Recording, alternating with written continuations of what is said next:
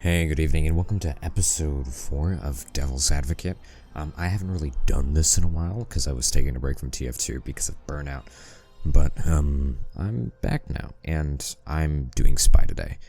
I really wanted to talk about him, not just because I want to hit all TF2 classes, because I hear people complain about him a lot, and I definitely think there's some misunderstandings and some ground to cover in the area of overpoweredness and maybe some of his strengths not having enough counterplay, but I think there's a lot more to it than it seems.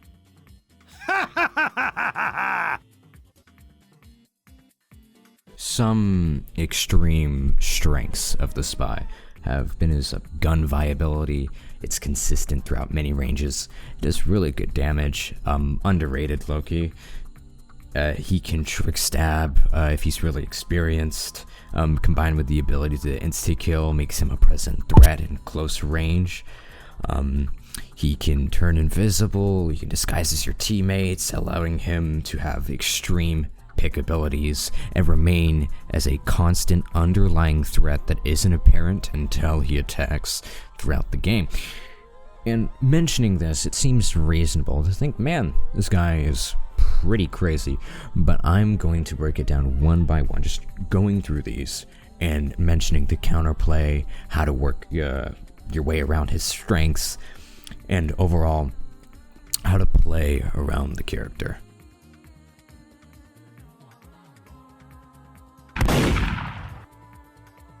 This has always been a more underrated upside to the Spy, in my opinion, and it's been his extreme gun viability. Most Spy players, they pull out the revolver and say, hey, this thing doesn't exist, and then treat their knife as the primary. And I'm here to say, the gun is the primary option for a reason. In top tier Highlander, people use the revolver for a reason. It's because it is insanely consistent throughout all ranges, right? 3-tap on light classes, sometimes 2-tap, depending on your current situation. It's great. I mean, I think Spy should be using this more. It's one of the most busted things about Spy. But I'm here to play Devil's Advocate, so I'm going to defend this. The thing with the revolver is that it doesn't give Spy more close range play than he already does. Why? How? How can this be? It's 3, 4 shot, 2 shots sometimes in some rare scenarios. Other classes still have the ability to out-damage the revolver. Right, Scout is still a primary 1v1 person. I don't need to explain to you how Scout wins a 1v1 against a Spy. He's the best 1v1 class in the game. Soldier, he has a shotgun in his toolkit. He also has a rocket that can put distance between him and the Spy. He should be perfectly fine. Pyro is his Spy counter. I'm sure you know that. Demo, he can zone Spy properly with stickies. He 2-taps with his grenade launcher.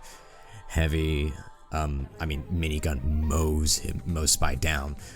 Spy usually has to stab Heavy to kill him, but thankfully for Spy, there's a lot of opportunities to stab Heavy.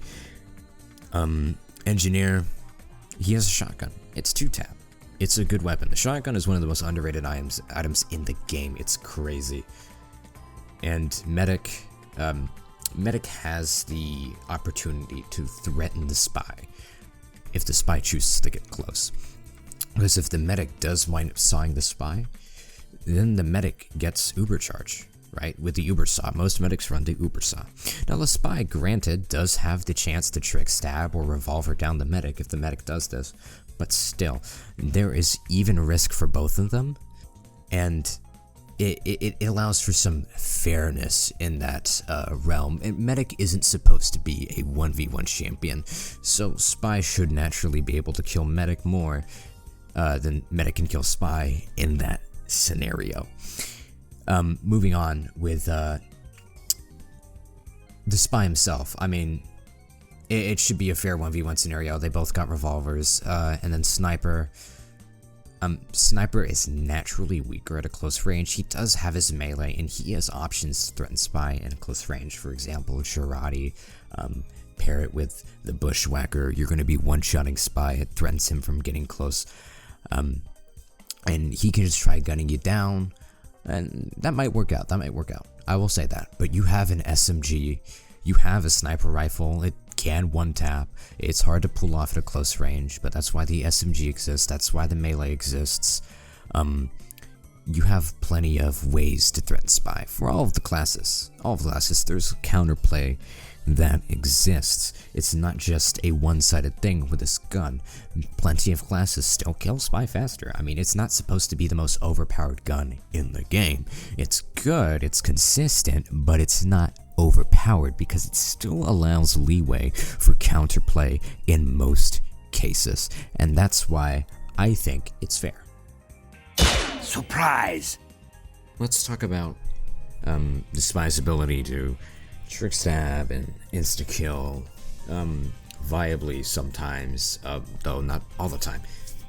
See, when it comes to the Trickstabs, you gotta remember, Spy is a melee class, right? He incentivizes you to move towards him by making himself look vulnerable and tricking you into thinking that he is not about to backstab you, though in reality, while he has made your focus shift to one area, he's moving in the other area, thus exposing your back. Sounds pretty overpowered in concept, right? Well, here's the thing. One, this is super hard to pull off consistently. Number two, once again, you need to engage him first, right? If you see that a Spy is moving through a corner, going up a staircase, those are common Trickstab areas. You should know not to engage those because he has the power to Trickstab you if you're being unaware. And a lot of Trickstabs can just be prevented by staying aware of them. In terms of his insta-kill, right? You gotta remind yourself, why does he deserve the insta-kill in the first place? It takes a lot of time to position yourself in the correct area to secure these insta-kills, right? A Spy might spend a minute getting into the back line into a perfect spot in order to land that correct stab, just waiting for that correct opportunity, because if he dives, or sorry, not dives, but enters in at the wrong time and picks at the wrong time, he might not even get a pick at all. He might just die, right? He's a glass cannon. It's super hard to get that insta-kill just because of how fragile you are and how deep into enemy lines you have to get into. So it needs to incentivize some sort of reward for doing as such, right? Because imagine I played Spy, turned invisible, went behind them. I played it properly, right? I checked out if anybody is behind me to kill me right after my stab. I'm looking around, no sentry to kill me after the stab, okay. Then I uncloak in a correct spot where he can't hear my sound cue of me uncloaking, and I backstab him. All for that just to not instantly kill. That would suck. That would just suck.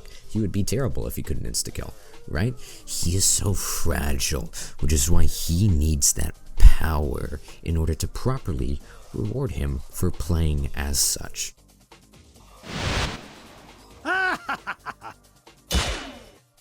Okay, now let's talk about Spy's whole trope, right? Being invisible and getting picks. Now, you are right to say that when Spy is invisible, he poses as a constant looming threat with the ability to pick one key important target at any time he wants to, because he has the ability to get into the position to do so whilst going unnoticed, right? That seems really good, right? His invisibility and his pick abilities. But let's dig deeper into that, right? Now, when Spy is invisible, you gotta keep in mind, he is under a meter, right? He can't be invisible forever, and even with the watch that allows him to be invisible as long as he's staying still, its meter is way more limited, so you gotta be careful how you use it, right? And when Spy turns invisible, finally gets into that position to pick somebody off, one, his positioning needs to be perfect, right? Because if his positioning's off, he will be punished for that. It is easy to get caught in crossfire. It is easy to get found in a spot, like by some looming player just shooting in corners to find a Spy. that can happen. All of that can happen. There's so much unpredictability that is paired with your positioning that doesn't make one single spot perfect to stay in, right? If I keep going into the same spot as spy, it's not going to work eventually, right? I can't just sit in the same spot or just chill in some random position and everything's going to be fine. No, I need to position myself according to the enemy team, somewhere that's safe from anybody finding me, right? Spawning, uncloaking your spawn, it's not the best idea, right? Because somebody might come out of spawn and see you. You got to be aware of everyone to position yourself properly while you are invisible. Now, once you uncloak, it will make a sound, which is why you need to position yourself good for your uncloak too, because if they hear that sound, they're gonna turn around. Why? Because most players have a brain. I don't know if that's true actually, I don't know if most players have a brain, but you get the idea. When Spy uncloaks and when Spy's invisible, he is required to position himself properly in order to get good use out of his invisibility. And him being able to get that pick, let's talk about it. Let's talk about that. If I don't position myself properly while I am deep in enemy lines for that pick, it doesn't get to happen. It just doesn't, right? And let's talk about when Spy gets these picks the most. Spy usually succeeds when you are currently focused on something else. That means not sitting around and doing nothing, waiting for the enemy team to push if you're on defense, and getting ready for an attack if you're on offense. Spy attacks when you are currently in a fight, which means you as the player, through trial and error and learning, should figure out that, hey, maybe I'll turn around during my fights, maybe I'll turn around before my fights, maybe I'll turn around a little bit after my fights, anywhere near the fight, just to see if Spy's gonna strike, and most likely he will, because that's when the highest chance of landing a backstab is gonna happen. So, as a player, as long as you are aware, I promise you, you will be getting picked a lot less, and your teammates will get picked a lot less as long as you keep awareness of the Spy. Now, will you be able to do this 24/7? No, you won't, right? You need to sleep for 7 hours a day. I get it, right? You can't be aware of him 24/7. You get it, but you can at least be aware for a good amount of time about when Spy's about to strike, and as more you play, you gain knowledge about, okay, this is when Spy's most likely about to strike, thus, you will wind up dying less.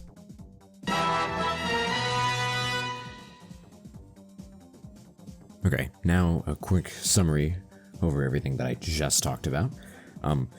With Spy's gun viability, although the gun is great at a couple of ranges, most classes can still outdamage the Spy if playing correctly and playing in a good condition. When it comes to trick stabs and invisibility, it's hard for the Spy to pull off trick stabs in the first place, and as long as you maintain awareness of trick stab spots and the Spy actively attempting you to get in melee range, you should be fine. And without insta-kill, Spy would be pretty terrible, because his insta-kill incentivizes him to go to the back line and secure a stab, and he's pretty exposed after his stab. And if he didn't get that insta-kill from that stab, it just pretty much sucked. And when it comes to his invisibility and pick abilities, you should be constantly aware during the fight, always looking behind you, because that's when the Spy's most likely about to strike. Overall, just Spy checking and just being aware can make the looming threat of Spy about to stab somebody whenever he finds fit a lot more dissipated due to your awareness. So just keep looking behind you during fights, just quick looks. Anyways, thank you so much for tuning in.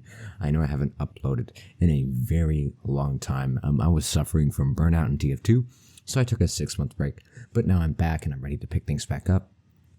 I'll be continuing with the Devil's Advocate series, as I think it's a pretty original concept, and I think it's interesting. I will be getting all the 9 classes, so don't worry about that. Anyways, thank you for tuning in, and thank you for clicking on this video. Make sure to drink water.